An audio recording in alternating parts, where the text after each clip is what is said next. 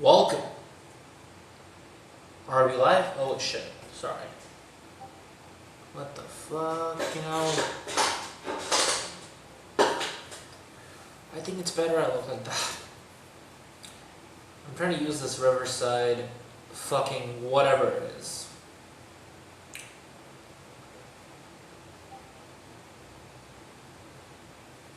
I'm gonna keep it in this position because it just kind of fits it. Welcome to the Wrestle with Spades Podcast. You know, we've been doing the Wrestling is Theater podcast, the Wrestling with Spades podcast, all that. It's what we've been doing for a long time, haven't we? You know, there are topics here. We don't cover scrums and whatever there is. We don't just cover scrums and whatever the fuck you want me to cover on this show. We don't do that. We don't cover rumors. We're going to topics here on the Wrestle with Spades podcast, formerly known as the Wrestling is Theater podcast. If you were a viewer of that, I appreciate you. For 3 years of Wrestling is a toast on that, or cheers, I guess. A toast on if you were a viewer of the Wrestling is a Theater podcast. Which again, we had a great time on that, and it was what it was then. It has been rebranded into the Wrestling with Spades podcast.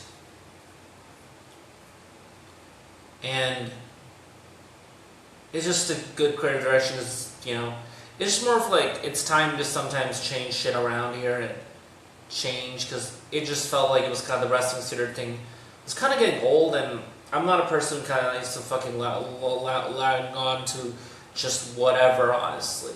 I lag on to shit for no fucking reason. I want new shit, I want creativity, I want a new name of some sorts to work with that. So, and that whole gimmick of the Wrestling is Theater's podcast was kind of, you get why professional wrestling is theater, right? We get why pro wrestling is theater. Pro wrestling is theater because it is live, acrobatic, soap opera entertainment, at least from WWE. It's that live acrobats, a circus. It's a circus. It's theater. It's a live show with a storytelling none like other. It's like live storytelling like how it's in a theater. I mean, theaters, you got Broadway or shit. I mean, fucking theaters don't do that great. The one thing I give WWE credit in their talent for that. Honestly, AEW doesn't do this much. So I won't say about AEW that they don't do these in-ring segments as much. They've not had huge arenas in a while, first of all. So I will not give that fucking credit to AEW yet. But what I'm trying to say is that what not my credit for AEW is that what my opinion is about just the wrestling landscape nowadays. I care for pro wrestling. That's fucking shocking, I guess. And I care for the landscape of it or whatever. AEW has really not really gone through those arenas. And there's going to be some AEW topics here, AEW has not gone through those arenas again in a while, so it's like them doing that on Dynamite and whatever. Like, there was a time where you could do that, and that emotional fucking, payoff and whatever, the acting of sorts in live theater environment. But again, there's something about pro wrestling and WWE and AEW, whatever. Like, you gotta give these guys credit, dude. I mean, they do it better than actors, honestly. I mean, I don't know if actors would be fucking flustered with 60,000 people watching them in a stadium or whatever the fuck. Like, trying to sell a story. Trying to act on a story. Like Adam Cole and MJF, when you felt emotional for Bebe, you felt emotional for Adam Cole. back in All in Wembley when they were doing did 77,000, 78,000 or shit. I don't know. You felt emotional for them. You felt emotional in that moment. Adam Cole did a beautiful acting performance there, in a live performance for the crowd. That is very much theater, but he did that. Which again, in theater, we see that being done in front of, what, maybe 5,000 people at best? But you got pro wrestlers out here who are doing this in front of 77,000 people in Wembley Stadium. That's good for AEW, and that's what I'm telling you, that pro wrestling is none like others. So it's like, it is theater, but it does honestly better than theater. And it has a storytelling that the theater can fucking even, as much good of a theater play it is, it's not gonna fucking even map how good pro wrestling is. For my fucking money, forever and ever, I mean, it beats in my heart. That's why I fucking covered this shit, and I've been covering it for a long ass time now. As I said, Wrestling Spades Podcast, it was 3 seasons we did of that, and I mean, I've been covering this shit for fucking a long time. It's been ages. I've been covering this shit forever. The Wrestling is Theater Podcast. What I'm trying to say is that wrestling is the greatest fucking art. Yes, it's theater. It's kind of better than theater, and it has it's more like a more elevated theater in terms of the performances being done in if you talk about theatrical performances are not done in 70,000 stadiums. They're done in 5,000 opera arenas or whatever, or these little opera stations. They're not done in these fucking 1,000, like they're not done in 70K, 77K, whatever the fuck, like Wembley Stadium. They're not done like that.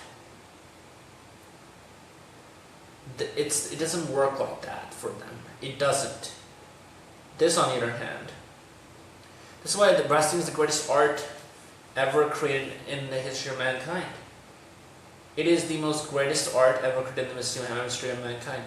I don't know what else I'm going to say for that. It's just what I believe in, it's my beliefs on this. Wrestling is the greatest art in the history of mankind ever made. It is.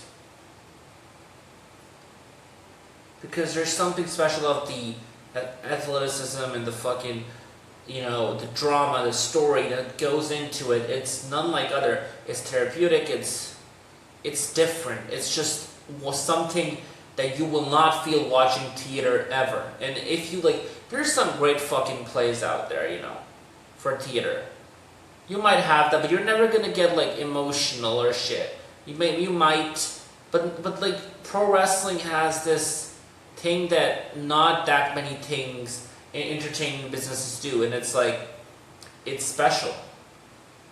It's a blend of athleticism and drama and storytelling, and just grapplings and wrestling that make it absolutely must see to fucking watch and tell a story with that, right? Unless you're New Japan jerk off, so I don't give a shit about that. Moving on. Speaking of New Japan jerk offs, let's cover this right here on this beautiful Wednesday. That's AEW Dynamite, I believe. AEW Dynamite. Right? Holy shit, Dynamite's tonight. I could give 2 shits, honestly. I don't give a shit.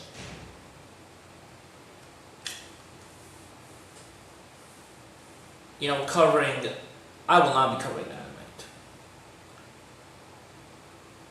Speaking of New Japan jerk-off matches, let's put something to note here. Shall we? I think I will. Let me look it up. I'm gonna look it up. And if you're watching this, you might not know about this. If you're not watching this with the video footage, and if you're watching a podcast on Apple Podcasts, Wrestling with Spades, a podcast on Apple Podcasts, it's been there for a while. Go check it out. It was first, again, as I said, we've kind of mentioned it before. It was the Wrestling with Teeters podcast, which again gave its name for what it was for years now. But if you're tuning in to if you're watching this on YouTube, good for you. I don't generally find anything upsetting about that at all.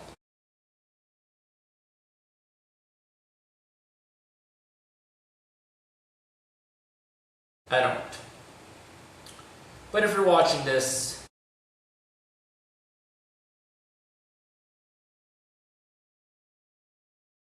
on fucking whatever, you're watching this on on iHeartRadio, on Spotify, or fucking Apple Podcasts, YouTube Music, I appreciate you for watching this shit. But you might not appreciate me for what I'm gonna do to AEW in a minute.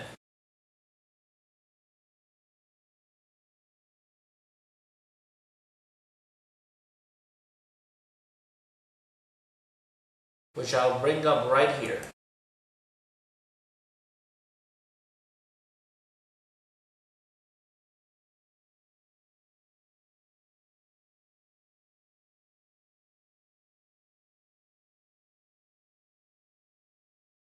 Do you see this exactly from what I'm trying to tell you?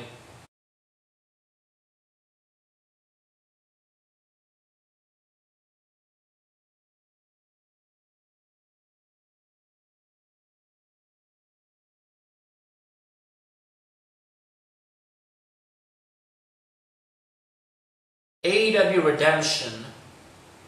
Are we covering this on Riverside? Yes, we are. AEW Redemption. This show. Now, let me get over with the sickos for a second.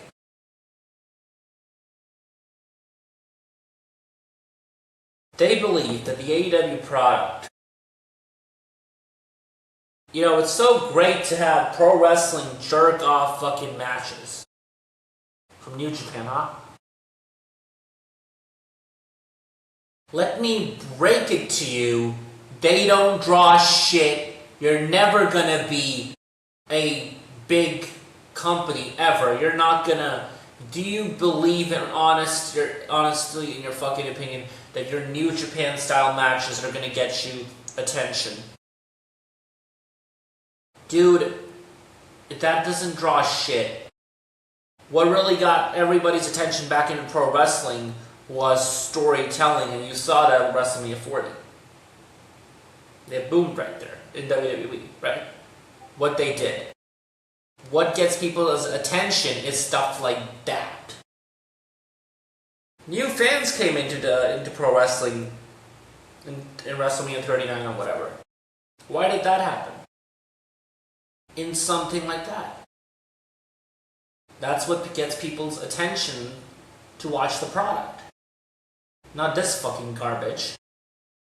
And I'm not just gonna say outright it's garbage, but when you have Kyle Fletcher and Bandito, who have absolutely, I don't know what the fuck to do with each other.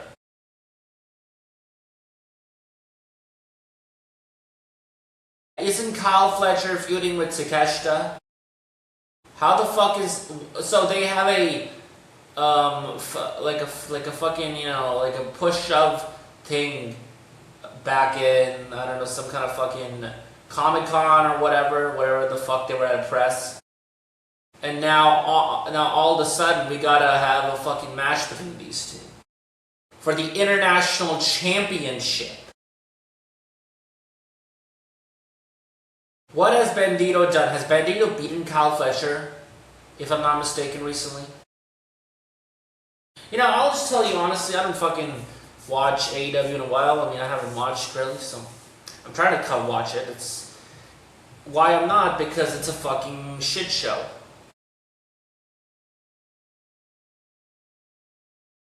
We're getting into why WWE is a shit show, but let's keep the topic on AEW currently. Why is Kyle Fletcher and Bandito happening on this show? Redemption. Why is this happening on this show? A random match. Mark Davis versus Andrade. Why is Mark Davis versus Andrade happening on this show?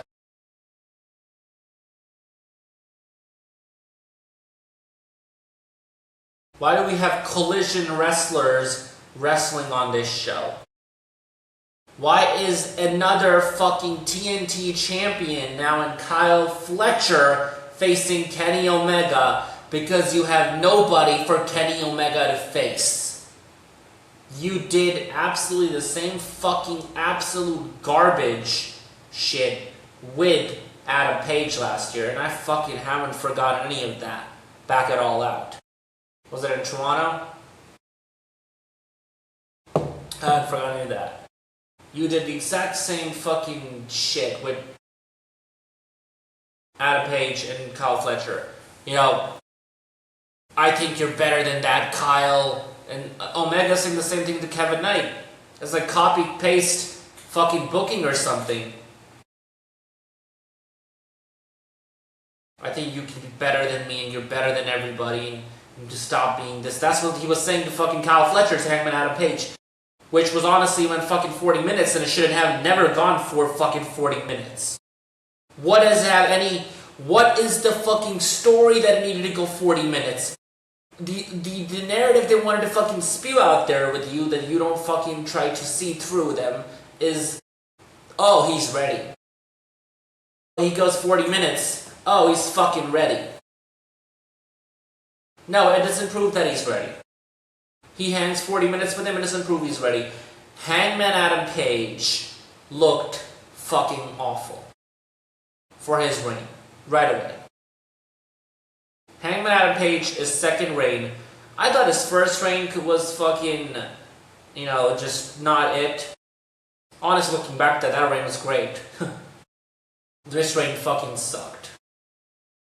This reign, except that MJF match and maybe the Samoa Joe match, I don't know, even though I don't care about the Samoa Joe matches in the fucking feud. Like, Adam Page is fucking cursed. I saw something. He was not even mentioned on AEW Dynamite when he came back on Collision. He had a vasectomy or whatever. Vasectomy. He had a vasectomy, which was fucking mentioned all over the place on that fucking banner of Collision.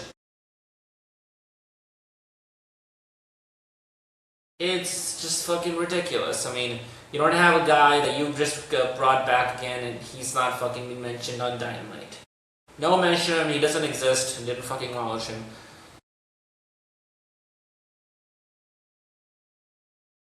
This show fucking sucked.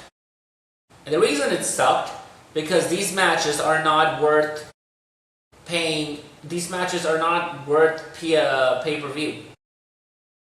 These matches are not worth, because these stars are not main event stars. Majority of them aren't. This shit fucking sucked. And honestly, this pay-per-view being called Redemption is even more fucking awful. The amount of just drama, which we're going to get into with Wrestling with Spades Podcast, which we'll cover here more. The amount of drama that you can bring up from this, and you can bring up from Redemption and fucking Kevin Knight and Kenny Omega. You bring all this fucking redemption up from that, right? Kenny Omega and Kevin Knight. Whose redemption is it? Kevin Knight's redemption? I saw what happens. I mean, I fucking can tell you. Like, Jon Moxley and the Death Riders are to back Kenny Omega, which they were right for, honestly, and they should have let him do that because, I mean, look what happened to Ospreay. He took a one-winged angel for his troubles.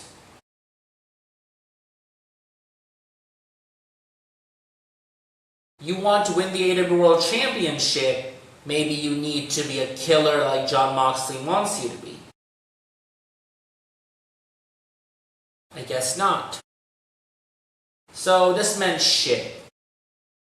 Grand Slam Mexico, I can see them doing a Jon Moxley and Will Ospreay match. I can see that. I can see that happen in Grand Slam Mexico. I can see Jon Moxley being integrated in this and becoming a triple threat. Because honestly, if you tie the links with Jon Moxley, and Jon Moxley really being quite the leading factor of this Ospreay character, it probably made Ospreay made the Death Fighters intriguing in the whole segments they've done. Reminded me of the Bloodline and Sami Zayn when the Bloodline was so fucking awful. They got awful, but they were stale. They were not awful as the Death Fighters. But like the Death Fighters have some fucking now, something to them. And we saw these Death Fighter style segments and these backstage or whatever, these boiler room, dirty ass fucking boiler room pipes and shit, Death Rider vibe segments between these guys. And it was just like, if we see stuff with more creativity, stuff like this, storytelling like this, and these little segments here and there. Honestly, WWE should do them a lot too with their talent. So we get fucking backstage segments.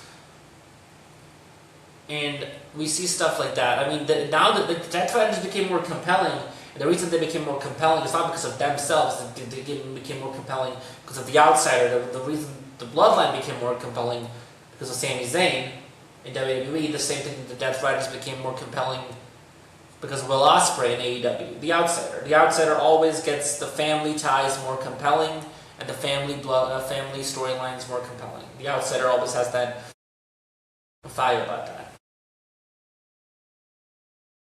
So, I mean, I would generally need to see where this goes because it's a mess, honestly. I can talk about this over and over again. The fact that I would have actually MJF being the guy, going into All In, not losing to fucking Darby Allin, which was a fucking mistake that they made, big time, and they should be fucking ashamed of it. Losing to Darby Allin.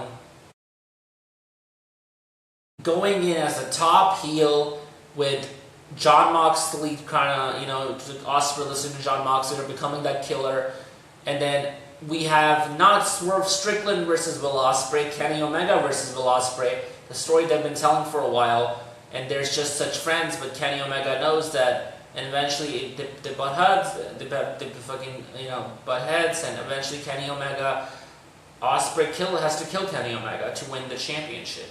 Ospreay has to hit him with the Tiger Driver. Or the Death Fighter. Ospreay has to hit him with the Death Fighter. Or the Bulldog Choke or whatever. You can hit MJF, a strong defending AEW World Champion in MJF going into All In.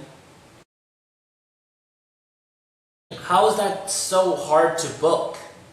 You have a dominant reigning AEW World Champion in Maxwell Jacob Friedman, MJF, going into All In.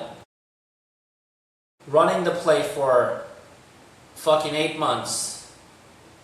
8 months as the AEW World Champion. He is dominant. And then the way his reign ends, like Will Ospreay gets hit by the Hidden Blade, Stormbreaker. The thing that ends him is the Tiger Driver 96, something that Ospreay doesn't want to use, and then he uses that to finally win the AEW World Championship, the Tiger Driver 96, that he kind of slightly fucking retired because of the Bryan Danielson, whatever it was, the fake, or whatever, the seizure that Bryan had. I don't know what it was exactly, but it's kind of simple. It's not hard to book. A dominant MJF going into All In, having the tie-in with the Death Fighter storyline with Jon Moxley, that now Jon Moxley, and it just makes one of the Swerve Strickland was an anomaly in this shit. Like, Swerve Strickland meant shit in this, absolutely. They tried to kind of get that Swerve match and shit. I thought that was fucking great, but really made it more of a mess, honestly. The only guy that Ospreay should have been facing should have been Omega at Forbidden Door, or whatever the fuck, if not Forbidden Door. They should not be a Forbidden Door. The concept is fucking garbage and it's dead. You have pro wrestling talent all the time on your fucking product, and you keep telling me that it's called fucking Forbidden Door, really? Come on, dude. It's like, what's so forbidden about this door? This door ain't fucking forbidden. The door is fucking shat upon for being forbidden.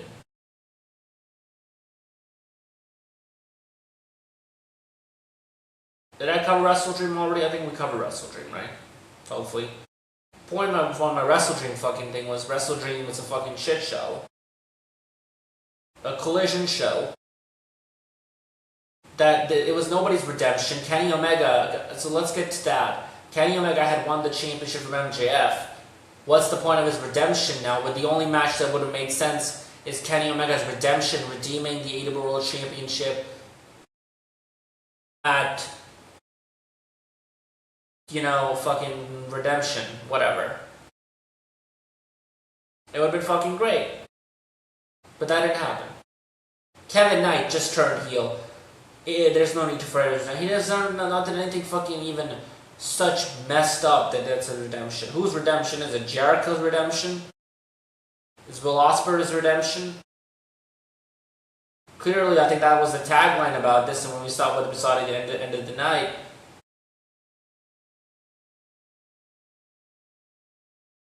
with Kevin Knight and Will Ospreay. For Kevin Knight and Kenny Omega, when that match was over, what we saw at the end of the night was Will Ospreay coming out or whatever, and Jon Moxley attacking him, and the Death Riders attacking him, and Ospreay's flustered, and Ospreay fights back the Death Riders, and they try to bag. Moxley tried to bag, so it's a killer, wants to kill him right then and there. Ospreay hits Moxley, then turns around, shakes his hand, goes to the top turnbuckle. Kenny Omega picks him up with a one-winged angel off the turnbuckle, to a one-winged angel. So what did that do? Honestly, I don't know. It's confusing. But again, I said again, whose redemption was this? Was this Will Ospreay's redemption? Honestly, man, I don't know. I need to see where we're gonna go with this. I'm intrigued by it because it's such a mess that I'm confused at all of this. It could have been so simple and booked to perfection. Could have been booked and build up to MJF, build him up as this unbeatable fucking top villain heel who's this big fucking heel that you just can't, big Hebrew you just can't fucking beat. And do that for MJF. Have Jon Moxley and the Will Ospreay storyline play out, with Kenny Omega being part of it, and Kenny Omega now saying that I have to win the Owen, and Ospreay conflicting, but Ospreay has to kill Omega, and he hits him with Death Riders, and he hits him with the one-winged angel to end it once and for all. Ospreay beats Kenny Omega with a Death Rider and a one-winged angel to beat him. He had to become the killer, that he had to use a Bulldog choke, he used Death Rider's stuff to own Kenny Omega. Storytelling, it just kind of lines up. Swerve was an anomaly. Swerve was something fucking just came out of nowhere and absolutely made no sense in this. And the match was fucking great, and the story they were trying to tell was great, and what it was trying to tell. But it's like, Swerve man, shit. The only reason why this could have made any fucking sense was Kenny Omega and Will Ospreay in the final of the Owen.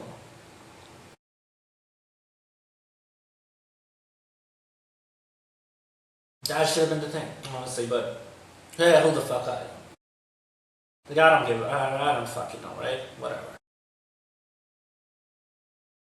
I'm looking forward to see what AEW does, but this was a fucking shit show. And this just comes to more and more of my problem with AEW, honestly, which I got to cover. One of those key factors about AEW, they have great pro wrestling matches. Sometimes we have pro wrestling matches happening for no fucking reason. Bro, what does this person have to do with this storyline? It's like this guy is booking a GM mode or something, trying to fucking... Is he playing fucking 2K My 2 GM or something?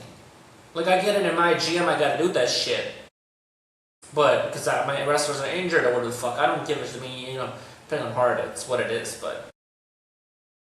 I'm playing a fucking 2K, WWE 2K video game or shit with My GM or SmackDown vs. Raw, my general manager mode, I don't know what the fuck you're doing, but like, if you're doing any of that, honestly, it's fucking awful. Why are you doing that? Why are you doing that? Why are you playing My GM to get your fucking point across on that? Why are you not just booking like a proper person and giving me a reason for this match instead of having what they announced, Kevin fucking Andrade, national champion, Jack Perry, and Nick Wayne. What the fuck do any of these guys have to do with each other? I don't know. What does Nick Wayne have to do with Andrade? I don't know. Is there a story between them? No. There's nothing. There's nothing, honestly, and it's fucking waste of time. That's criticism for AEW that should be taken completely to the heart, because that's the problem with AEW. Give me a reason for these matches. Number 2 is, can we have pro wrestling matches go 23 minutes if you want to go like the most? Maybe 28 for a main event match. We don't need to see pro wrestling matches, all of them going fucking 30 fucking minutes. I don't know what the talent do, they have so much leeway and they want to wrestle a lot. We don't need to see pro wrestling matches going fucking 30 minutes. It's about a storytelling product, and when it doesn't require for the story, it just doesn't require for you to go 30 fucking minutes in a pro wrestling match. These are just the criticisms for AEW, and if they can fix that, and maybe hire a general fucking Hollywood Warner Brother writing team that they could get involved in, they could fucking kill it, maybe. But again, this is my general just criticism for AEW, and it's what it is. It's a general, perspective of thoughts, all you could say. Or maybe it's not just a perspective of thoughts, it's what it is, it's just how it is, it's like, it's a general criticism for the AEW product. Which fucking, it's a mess. It's a goddamn mess. And it's hard to watch. It's hard to tune into. It's hard to give my fucking thought into watching it. It's a fucking mess of a show.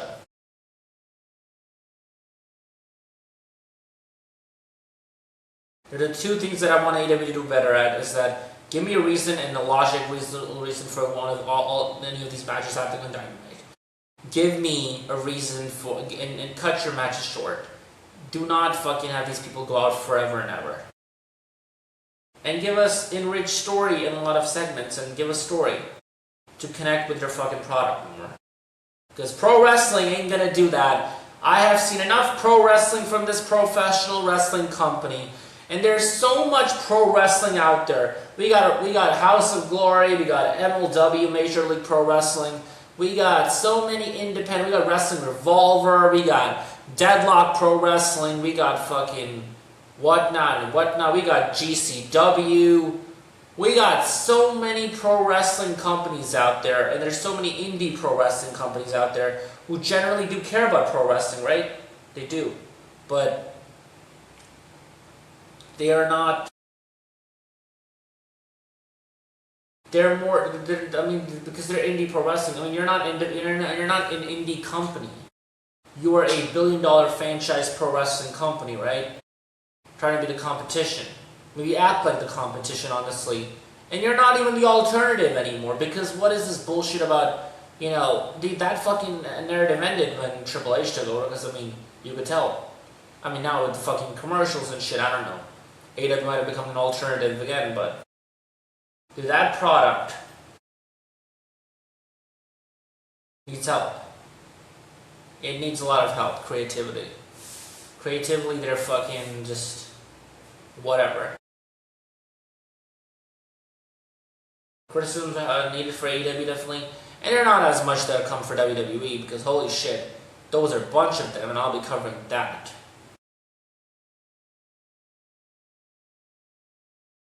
Because as much I want to give my shit to AEW, and because again, that criticism is needed to give to them. Is what I'll give them, what I feel. But again, we're in a mess situation with Jon Moxley, Will Ospreay, and Kenny Omega.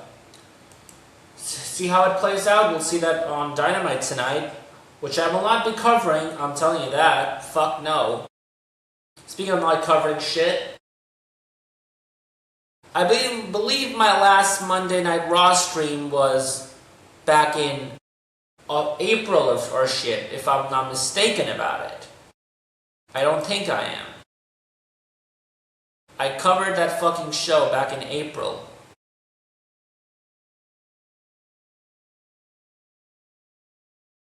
That's what I've viewed the product since. May, I guess. My bad, it wasn't April, it was fucking May. It wasn't April, chat. Sorry, not chat, you're on chat. Fuck, I'm not doing a live show here. I'm so used to that. It was April. It was May. It was May is when we did that. We did that in May. And now it's fucking July, end of July. It was middle of May, and now it's end of July. And you can clearly see why I have not done an unscripted kayfabe Monday Night Raw review. The fucking product is a joke. It sucks. It's full of bloodline garbage. Bloodline slop. That means fuck all. But we only sort of fucking saving grace for that Solo Sikoa's new ounce of attitude about it. Otherwise, it fucking sucks. Dude, it fucking reeks of shit. Smells like shit. The bloodline fucking sucks. It's an embarrassing product to watch. It's fucking been squeezed with all the juice out of it, and it's like a fucking dry hump. It's like just hanging there, and like, dude, what the fuck is this bloodline shit going on still? Enough of this garbage. The bloodline stuff is what it is. So again, back to my point, haven't covered this shit since. The fucking show sucks. It does. SmackDown sucks. I don't know if I want to cover SmackDown again. I thought of covering. I was like, you know what? I might choose to cover this show, but at the same point, I don't want to cover it. I will be talking about it on the Unscripted Kayfabe. Maybe it will be maybe I don't know if I want to cover SmackDown ever. I mean, really said it was fucking 20 feet buried below me, so I'm like, fucking, I said all that shit about Friday Night SmackDown, and check those podcasts out. I mean, lifeless products. Again, I'll give my notion on this. I mean, you gotta go support indie pro wrestling companies. Support your independent professional wrestling company. Professional wrestling is the greatest fucking art out there. It's a great art that you just support.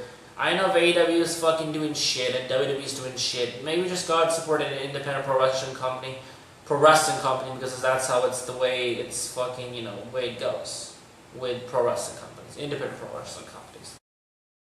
Go support them. It's very much good if you do, because you help the wrestling landscape on the independent scene.